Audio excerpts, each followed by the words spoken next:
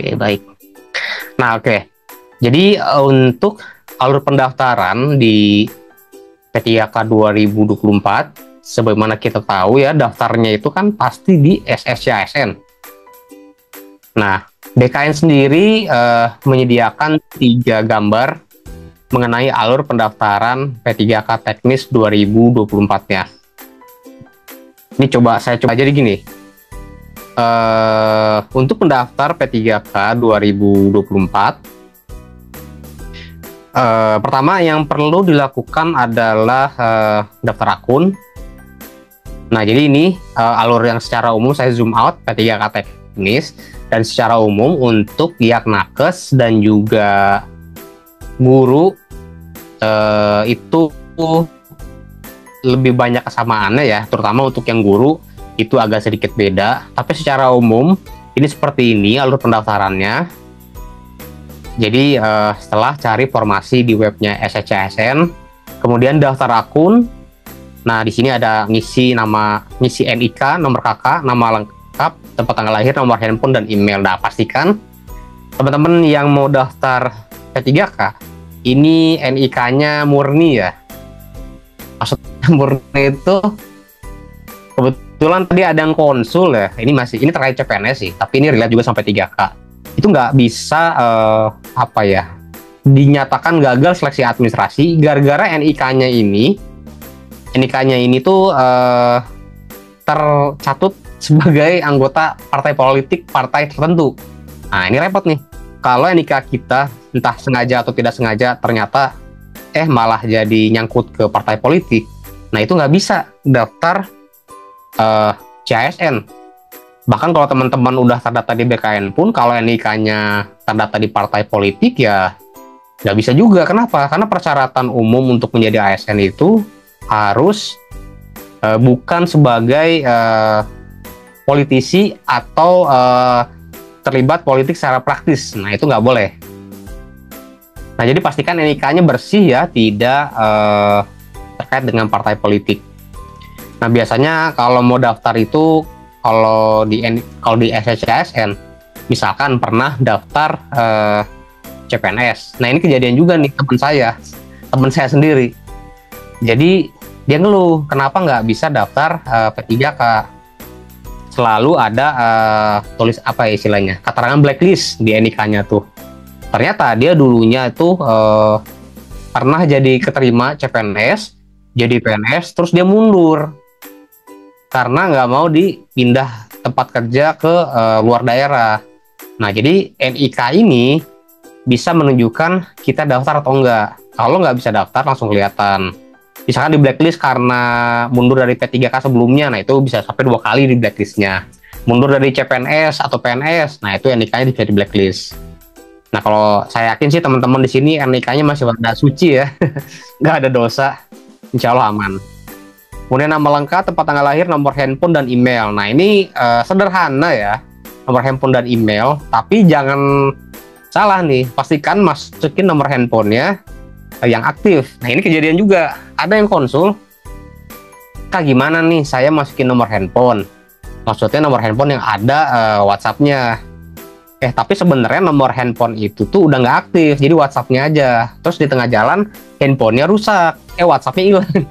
WhatsApp-nya hilang, terus ya udah, jadi nggak bisa diakses nomor teleponnya. Nah, itu repot kalau kayak gitu. Nah, makanya pastikan teman-teman kalau mau daftar akun, apalagi buat SSCASN ya, buat P3K atau CASN secara umum, itu pastikan nomor handphonenya aktif.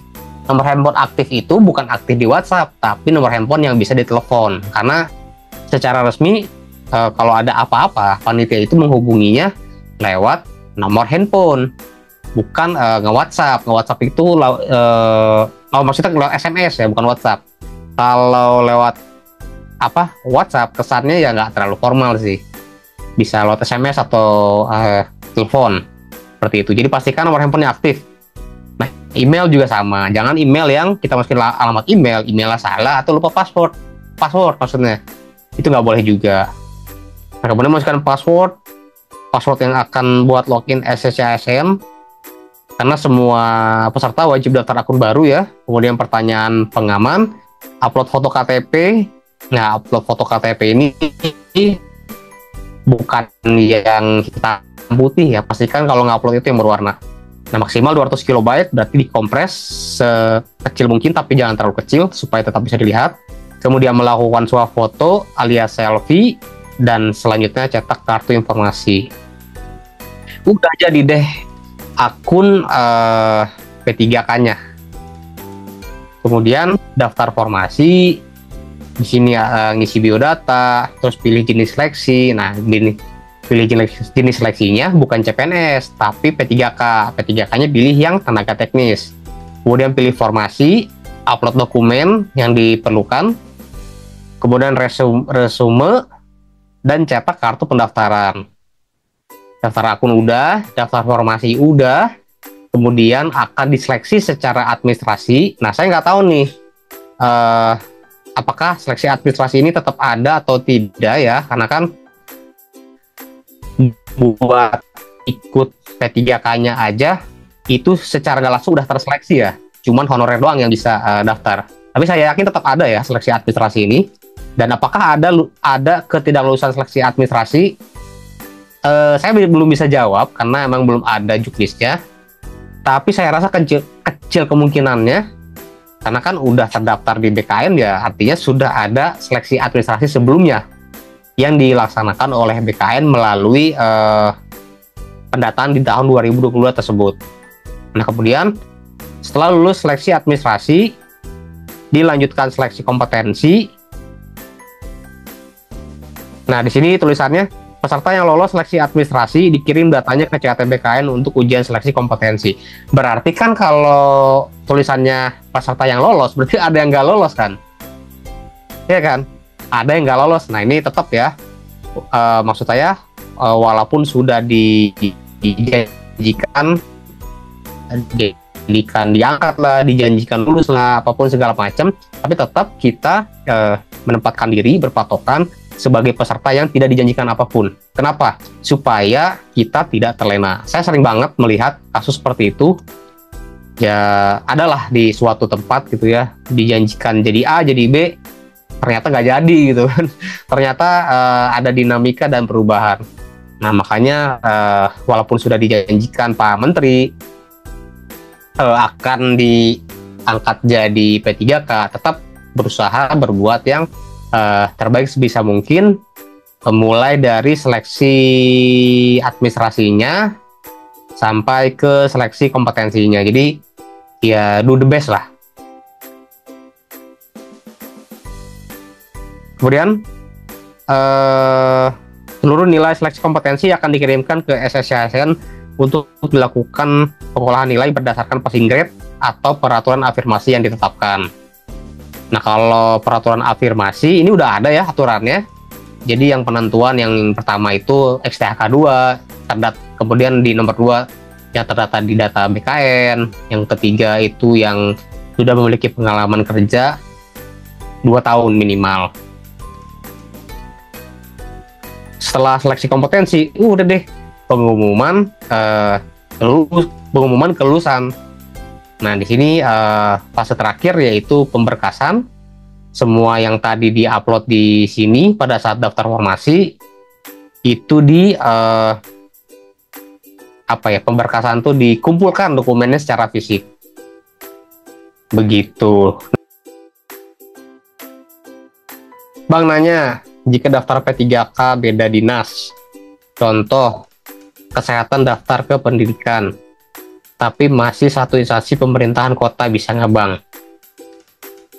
Kalau menurut Kepmenpan RB 347 tahun 2024, jawabannya bisa.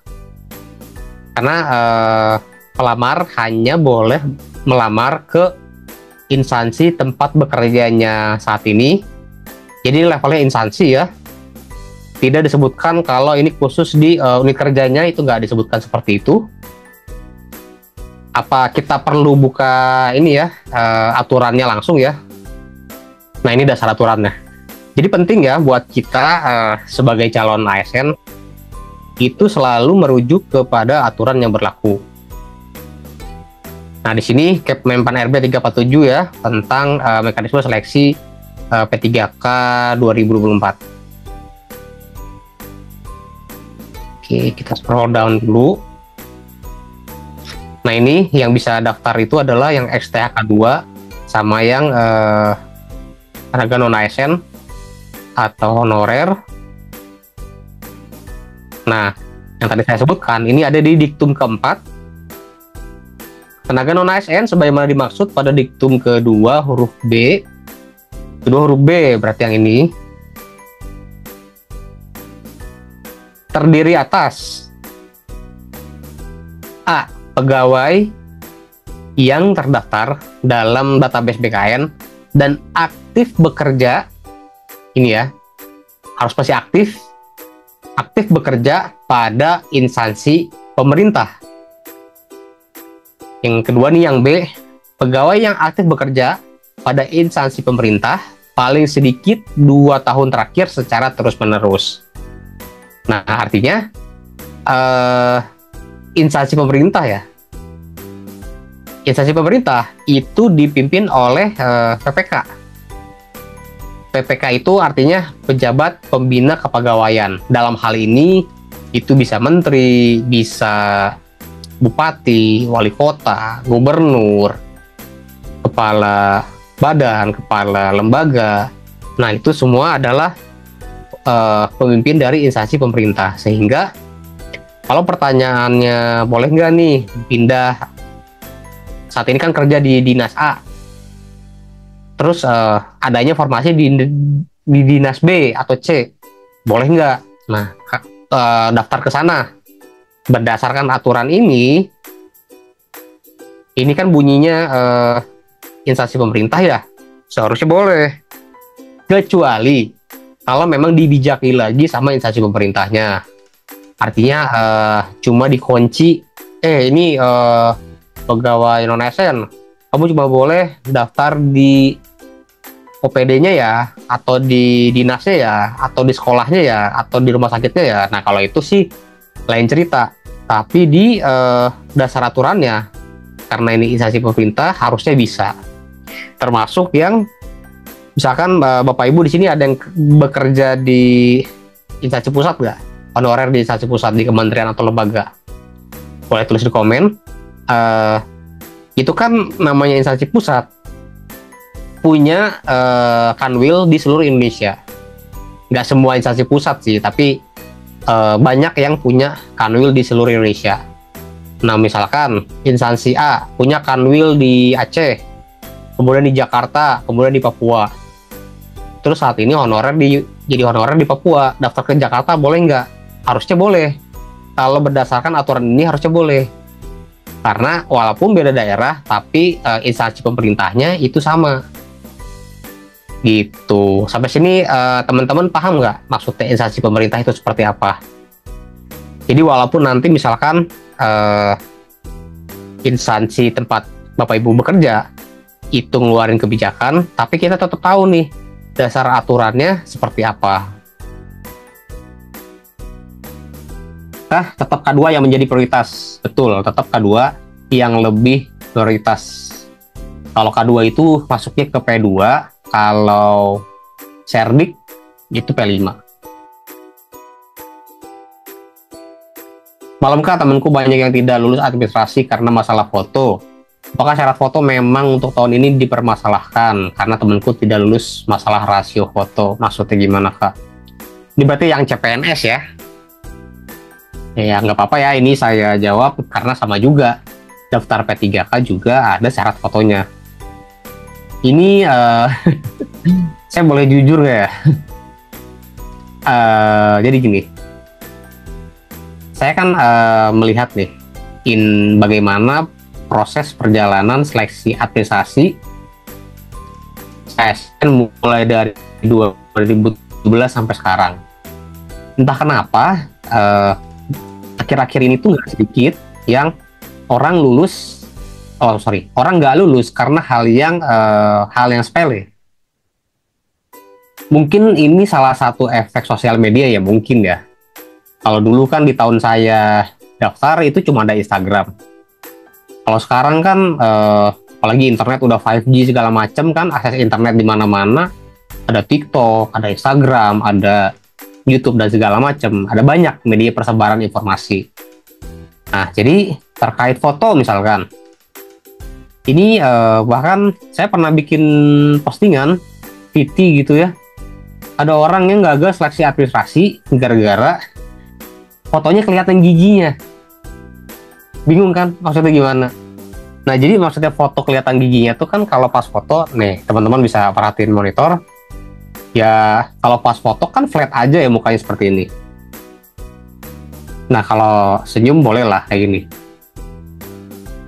Tapi nggak yang gitu banget ya, enggak ya. Senyum boleh. Nah, yang ini ada yang senyum tapi kelihatan gigi kayak gini.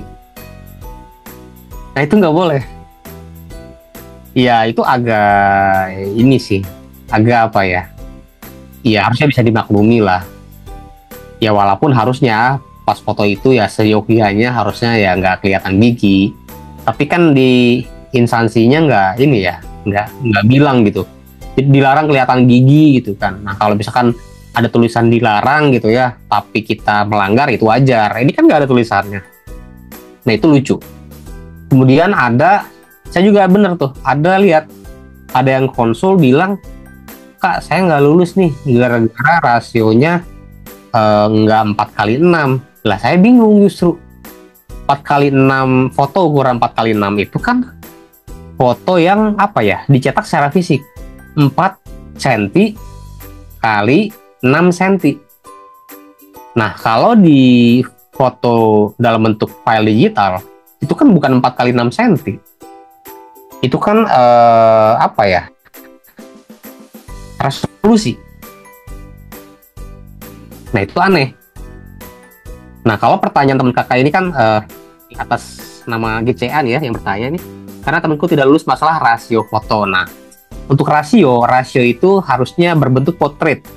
Di portrait itu seperti ini ya, nih. Ini kan portrait nih, ini rasio namanya nih. Kalau ini kan landscape, kelihatan nggak ya?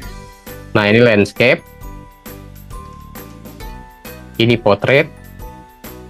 Nah, itu aja. Kalau misalkan temennya si kakak penanya ini dia ngirim fotonya gini, ya itu jelas salah sih. Namanya pas foto tuh begini. Kalau begini ya salah gitu. Tapi kalau gini terus disalahin masalah rasio, bukan 4x6. Nah, ini bingung juga nih saya. Bingung, makanya seleksi administrasi ini gampang-gampang susah. Ya, sebenarnya gampang ya. Karena ya tinggal ikuti aja apa ketentuan instansinya. Tapi banyak juga yang nggak teliti. Tadi siang ada yang konsul gini, Kak, saya gagal seleksi administrasi gara-gara SKCK. Pas saya lihat SKCK-nya, ternyata SKCK-nya nggak ada fotonya. Nggak ada pejabat yang tanda tangan, nggak ada capnya. Nah, justru saya yang bingung, kok bisa ada SKCK, tapi nggak ada fotonya, nggak ada tanda tangan, nggak ada capnya. Kalau kayak gitu ya jelas nggak valid, nggak bisa lulus. Ternyata katanya salah polisinya ngirimnya gitu. Sebenarnya ya bukan salah polisinya ya salah kitanya nggak ngecek dulu yang valid itu seperti apa. Ya, jadi memang gampang-gampang susah seleksi administrasi itu. Nah, untuk yang di CPNS sendiri, saya kemarin coba olah datanya yang dari BKN, itu rasio tidak lulus seleksi administrasi itu sekitar 17% untuk yang instansi pusat dan daerah. Jadi rataannya itu sekitar 17% orang nggak lulus seleksi administrasi. Dan itu kurang lebih sama kayak waktu di 2017 saya awal. Saya juga pernah melakukan pengolahan data di 2017. Yang nggak lulus seleksi administrasi itu sekitar di bawah 20%, sekitaran ya 16-17%. Sama. Nah, mudah-mudahan peserta yang ada di sini ini bukan yang termasuk 16-17% tersebut ya. Amin.